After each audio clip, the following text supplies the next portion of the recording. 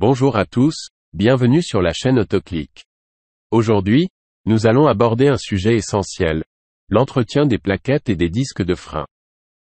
Les plaquettes et les disques de frein jouent un rôle crucial dans votre sécurité sur la route. Il est important de comprendre leur durée de vie, les signes de dysfonctionnement et comment les vérifier. Commençons par la durée de vie.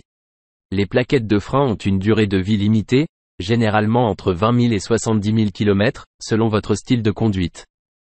Les disques de frein ont une durée de vie plus longue, mais ils doivent être vérifiés régulièrement, pour s'assurer qu'ils ne sont pas usés au-delà de l'épaisseur minimale recommandée. Les signes de dysfonctionnement des plaquettes et des disques de frein incluent des bruits de grincement ou de frottement, des vibrations du volant lors du freinage et une distance de freinage plus longue. Et quand je donne un tout petit coup de frein, voilà ce que ça donne. Ça, c'est ce qu'on appelle du chimie au volant.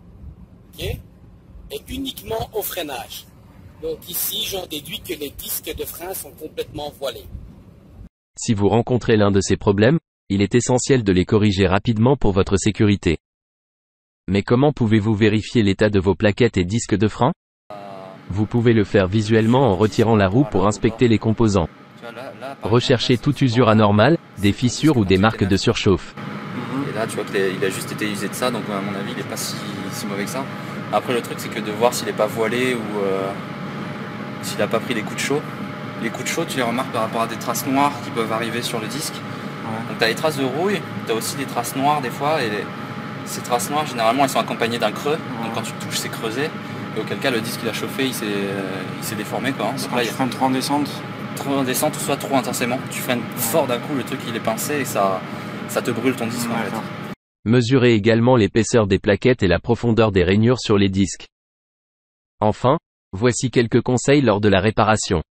Assurez-vous d'utiliser des pièces de rechange de qualité et de suivre les procédures d'installation recommandées par le fabricant. Alors, disque voilé tout neuf TRW de chez Pièces Auto 24.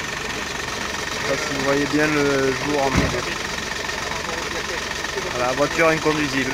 Si vous n'êtes pas sûr de faire la réparation vous-même, il est préférable de consulter un professionnel. Avant de conclure, n'oubliez pas de vous abonner à notre chaîne Autoclick pour ne manquer aucune de nos vidéos sur l'entretien régulier de votre voiture. Nous avons toute une série de vidéos pour vous aider à garder votre véhicule en parfait état.